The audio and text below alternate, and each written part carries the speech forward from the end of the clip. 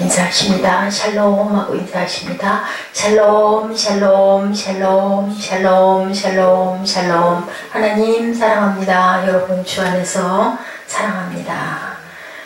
네, 시편 33편 말씀.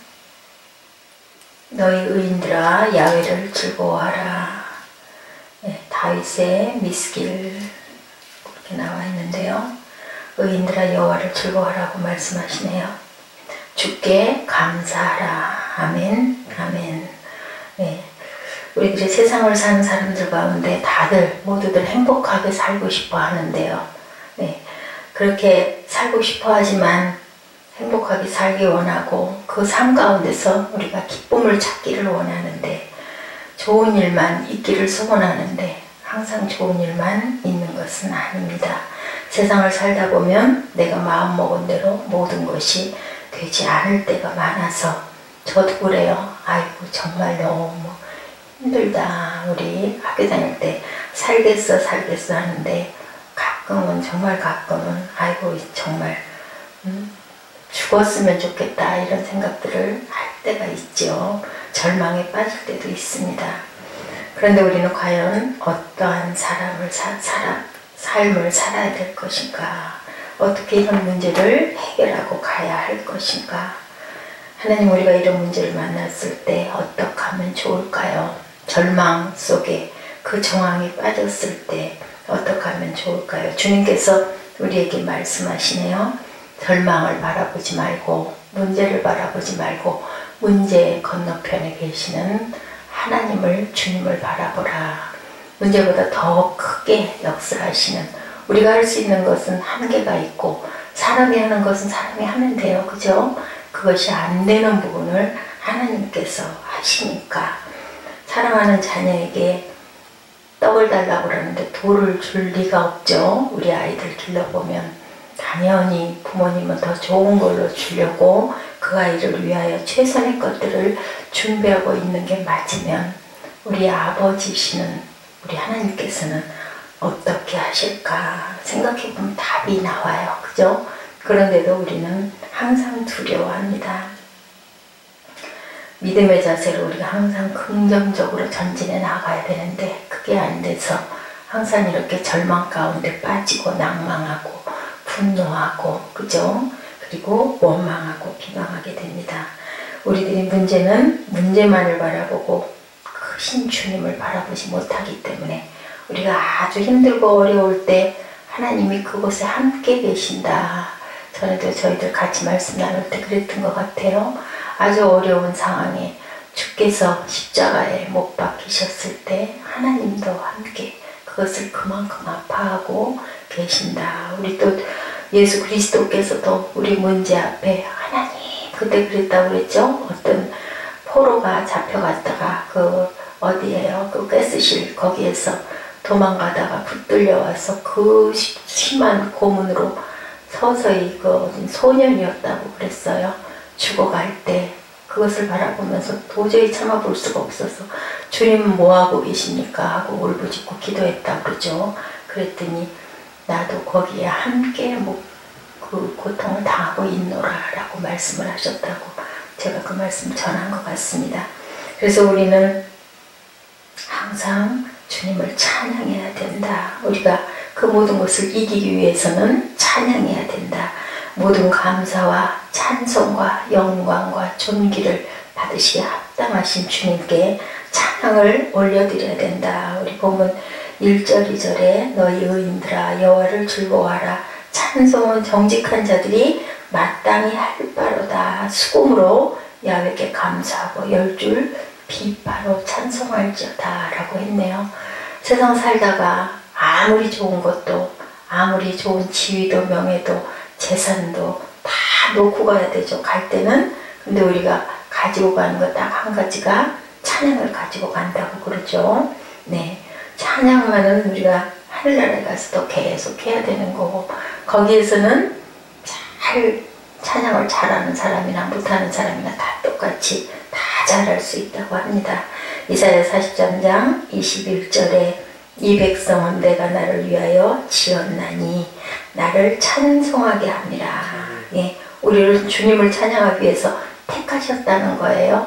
찬양 받으시기 원해서, 영광 받으시기 원해서 주님의 영광을 나타내려고. 네, 너희 의인들아라고 말씀하세요. 의인들은 하나님이 택하신 자녀들.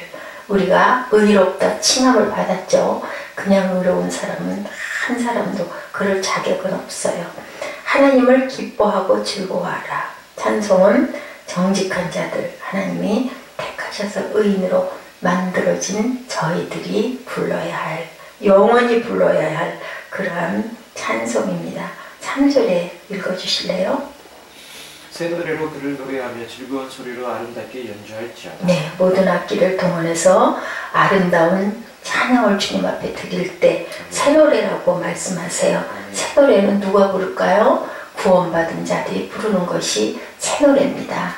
세상의 노래는 새 노래가 될 수가 없죠. 네, 구원받은 자들이. 이 백성은 내가 나를 위하여 지었나니. 이사야 43장 21절이죠. 나를 찬송하게 함이라. 새 노래로 그를 노래하며 즐거운 소리로 아름답게 연주해라. 구원받은 사람들이 부르는 감격의 노래, 그 속에 생명이 들어있는 노래, 우리를 바꾸시는 노래, 우리의 기도가 되는 고백들이 새 노래인 줄로 믿습니다.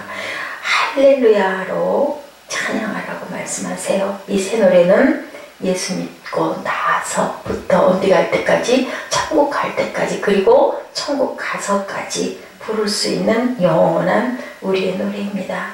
우리가 이 땅에 살다가 세상을 떠나면 놓고 가는데 뭐만? 찬양만은 꼭 가지고 간다라는 거죠. 얼마나 귀하고 얼마나 감사합니까?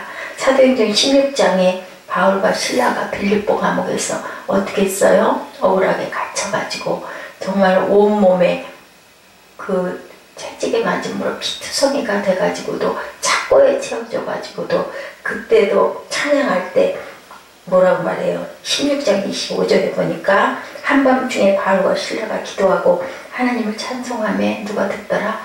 죄수들이 듣더라.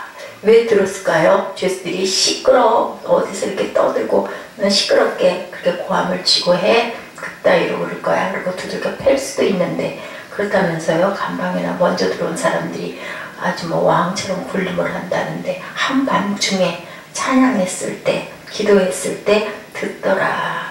아름다운 소리로 들렸다라는 얘기인 거죠. 찬양과 감사가 모든 결박을 풀어버립니다. 그런 얘기 있으시죠?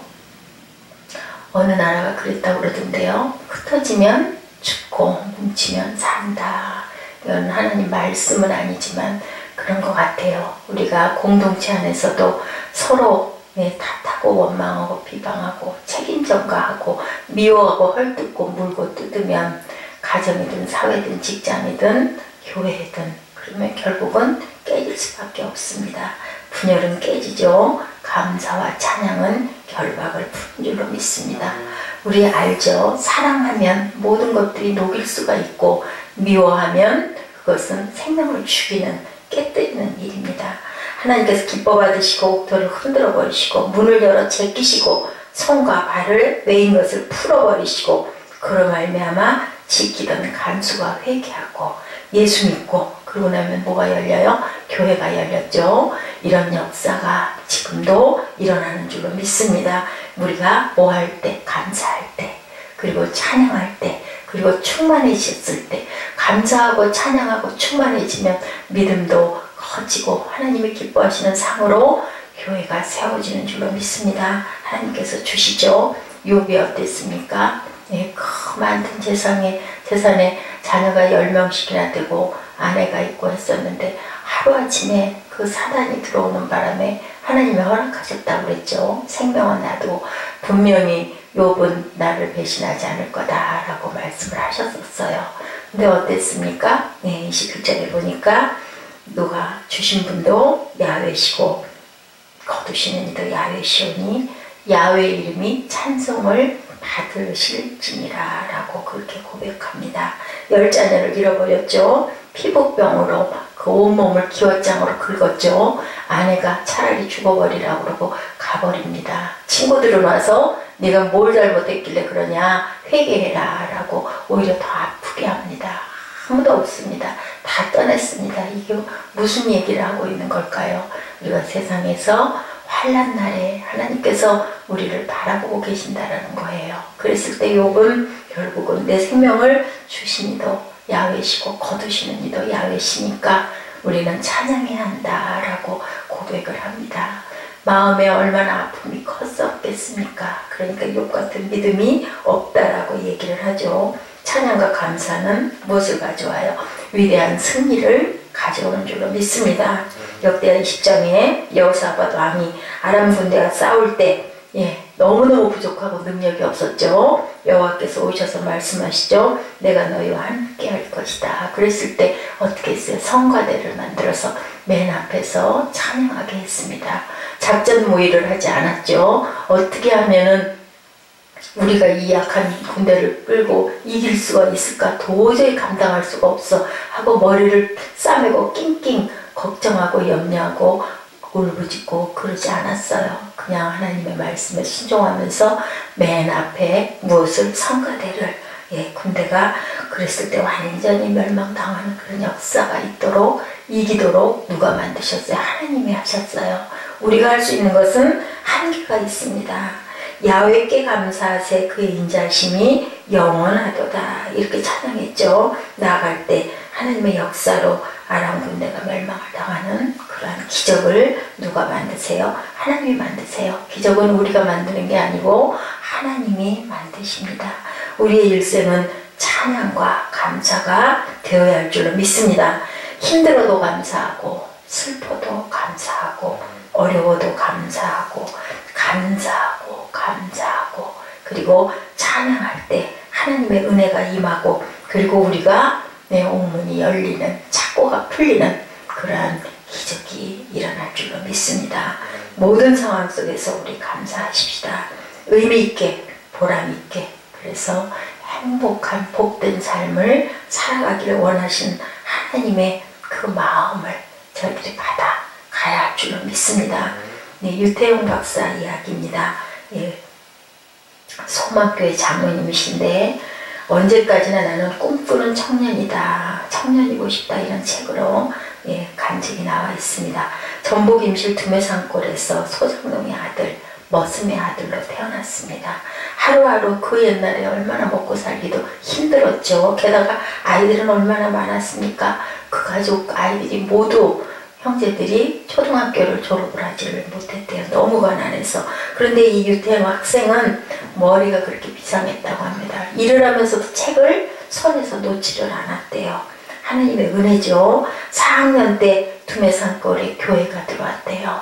교회를 가서 얘기를 들었더니 기도하면 하나님이 다 이뤄주신다라고 했대요. 그때부터 열심히 기도했대요. 새벽마다 가서 기도했대요. 그리고 일기를 매일같이 썼다고 합니다. 그 일기 속에는 무슨 얘기가 들어있을까요?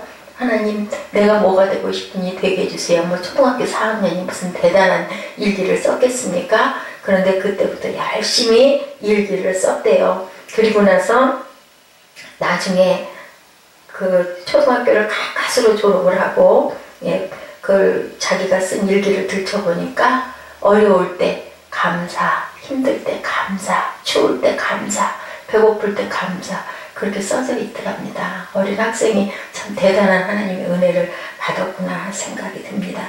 중학교를 진학을 못했죠. 학비가 없어서 못 갔어요. 18살이 되어서 서울로 올라와서 남의 집 공부를 했던 학생이어서 그랬던 것 같아요. 야간고등학교에 다니면서 학생 공부를 돌봐주면서 그때는 가정교사들이 있었어요. 그렇게 해가지고 들어가서 학생들 그 집에 그 공부를 초등학생 공부를 돌봐주면서 아주 힘들게 살았더라고요. 아침에 신문 배달, 요구르트 배달, 구두 닦고 여름에 아시죠? 아이스케이크통 메고 다니면서 그 아이스케이크를 팔고 그렇게 아주 힘들게 하면서도 공부를 했어요. 신문을 배달하고 돌아가는 어느 새벽에 너무 춥고 배고프니까 배가 고프면 얼마나 춥습니까? 쓰레기통에 이렇게 버려진 밥덩이가 눈에 크게 들어온 거예요. 배가 고프니까. 주변을 살펴보다가 얼른 그걸 주워서 채도 털고 모래도 털고 그 그걸 그냥 단숨에 한 입에 우겨놓고 그걸 먹었다고 합니다. 얼마나 얼어가지고 춥기는 했겠습니까? 그걸 먹고 눈물을 그렇게 쏟았다라는 이야기가 있습니다. 네, 얼마나 추웠겠습니까?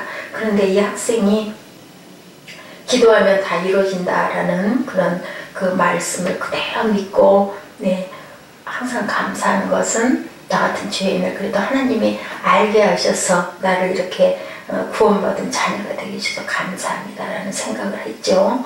꿈을 꿨습니다. 누구처럼? 요셉처럼. 네, 이스라엘에 가서 박사를 받고 왔는데요. 이 사람은 이렇게 가난할 때 대학을 다니다가 꿈을 꾸고요. 대학을 4년제 대학을 7년에 거쳐서 졸업을 합니다. 그래도 어렵게 덴마크 국왕한테 편지를 썼어요.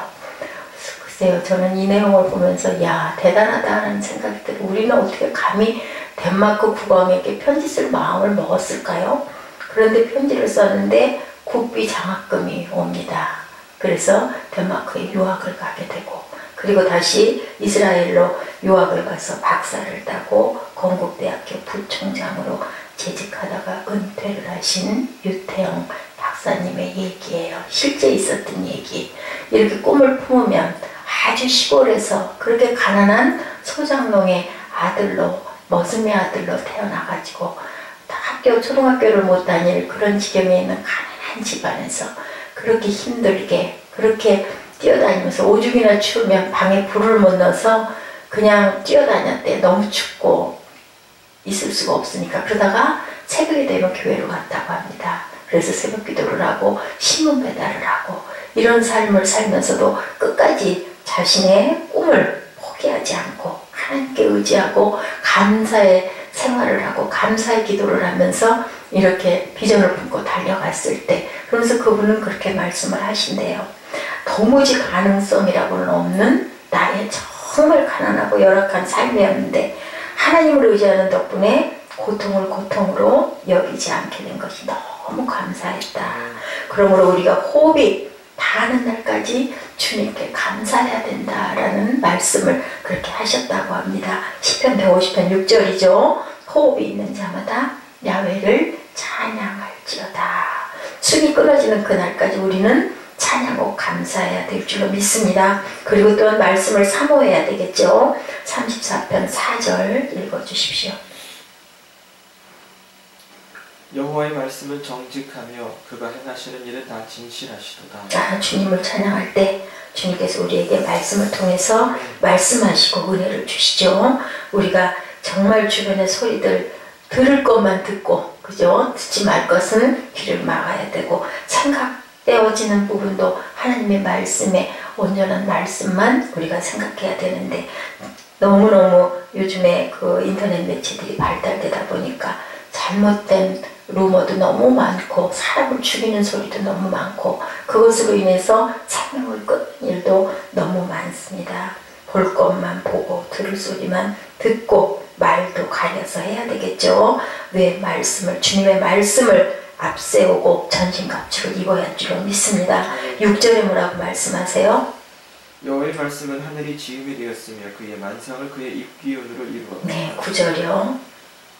그가 말씀하심에 이루어졌으며 명령하심에 견고히 섰도다. 네, 위대하신 말씀이 우리에게 있죠. 지금도 살아서 역사하시는 능력의 말씀이고 기적의 말씀이고 축복의 말씀입니다. 네. 히브리서 4장 12절 우리 너무 잘 아는 말씀이죠. 하나님의 말씀은 살아있고 활력이 있어 좌우의 날선 어떤 검보다 예리하여 혼과 영과 관절과 골수를 찔러 쪼개기까지 한다고 그랬습니다. 우리의 마음의 생각과 뜻을 판단하신다라고.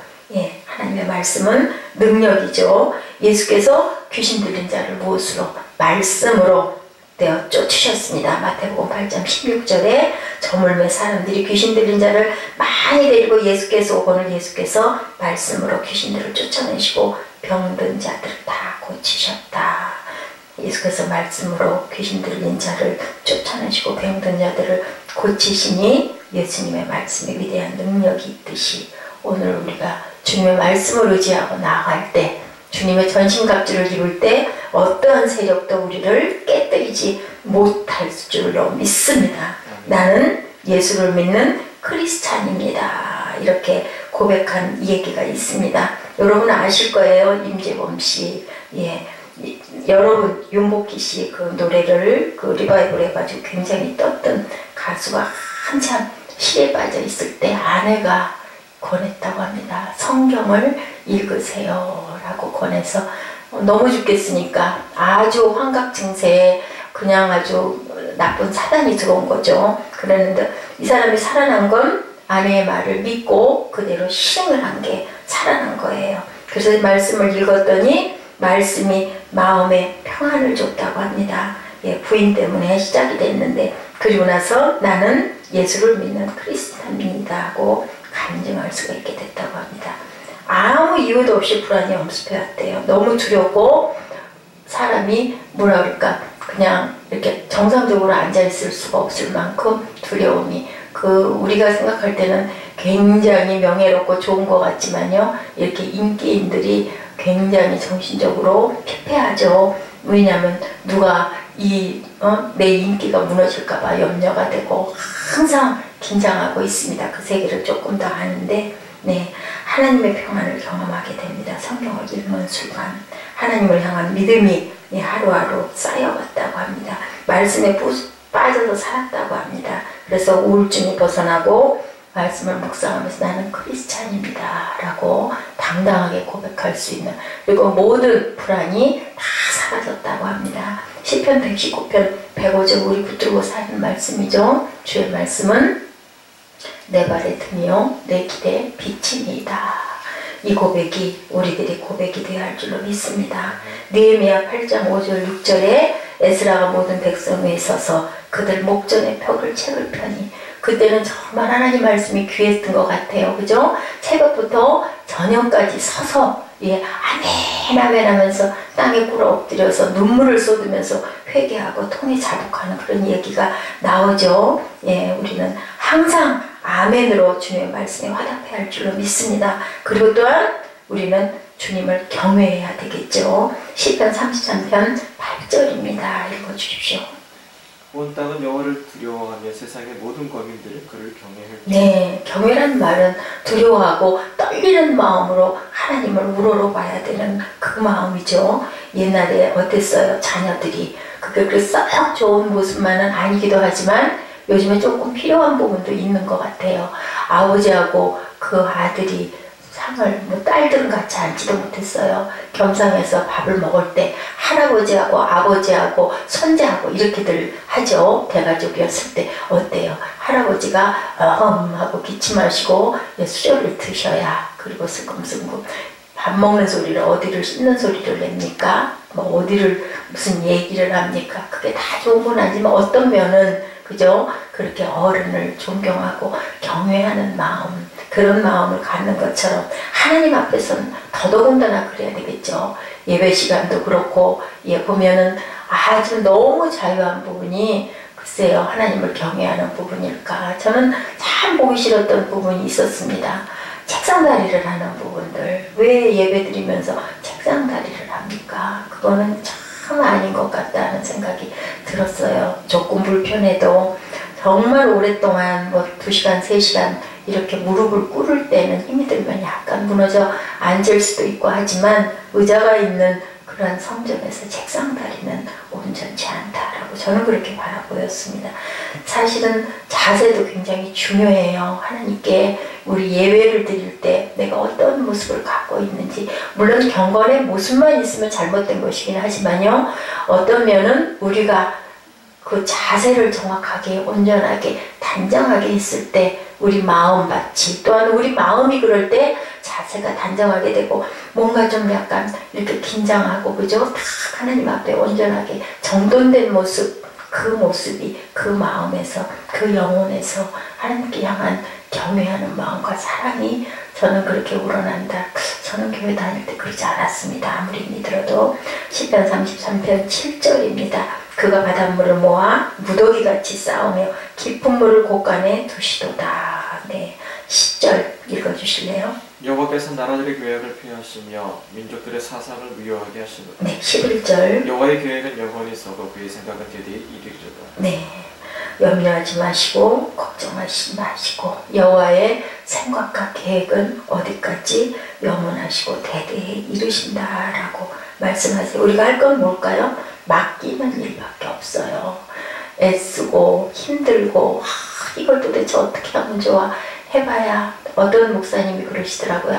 제가 요즘에 이런 어려움에 처해 있습니다 라고 하니까 그 목사님 고부간의 갈등 사이에 끼어서 몇십 년 동안을 아주 그 어려움을 겪었던 제가 간증을 들었었어요. 근데 이 목사님이 그동안 그 한 20여 년 이상 목회하면서 터득한 일은요, 그냥 무슨 얘기를 하면 뭐라 그러지? 아니, 그분하고는 내가 도대체 뭐하러 이분하고 말씀을 나눴나 할 만큼. 근데 그게 뒤에 야원이 길게 나오더라고요. 냅둬. 다 냅둬. 그냥 냅둬. 그냥 둬. 나는 열심히 예배만 드리면 되는 거야. 주변에서 어떻게 해? 뭐 어째? 그러든지 말든지 냅둬. 내비두고 주님이 어떻게 하셨느냐라고 얘기하셔요. 그분 말씀은 제자들한테 막 야단치고 혼내고 손가락질하고 혼찍어내고 그랬더냐, 가면 그냥 가니 너 가는구나, 그냥 오면 너 왔구나, 그러면서도 한 번씩 부르시죠. 하나님의 음성처럼 아담아 어디 있느냐처럼 베드로를 찾아가시는 그런 주님. 가셔서 야단치시던가요? 아니시죠. 네가 나를 사랑하느냐, 조반을 지어놓고 먹자고 밥상을 차려놓으시는 그런 주님의 마음. 이 목사님하고 얘기를 좀 하고 나면은 도대체 뭐야 다 그냥 내버려 두는데 그런 게 어딨어. 인데 나중에 가만히 음미를 하면요, 주님의 마음이구나. 그러시면서 얘기가 뭐라 그러시냐면 이게 쉽지는 않습니다 라고 얘기를 해요. 굉장히 그게 어렵고 오래 걸리는데 내가 화를 낸다고 내가 애를 쓴다고 될 일은 어디에도 없다는 거죠. 우리는 그저 최선을 다할 뿐이고 안 되면 어쩔 수 없는 거지. 그걸 억지로 어떻게 할 수는 없다라는 얘기예요. 하나님이 하신다. 근데 그분은요, 오전 내내 기도하십니다. 보통 하루에 6-7시간씩.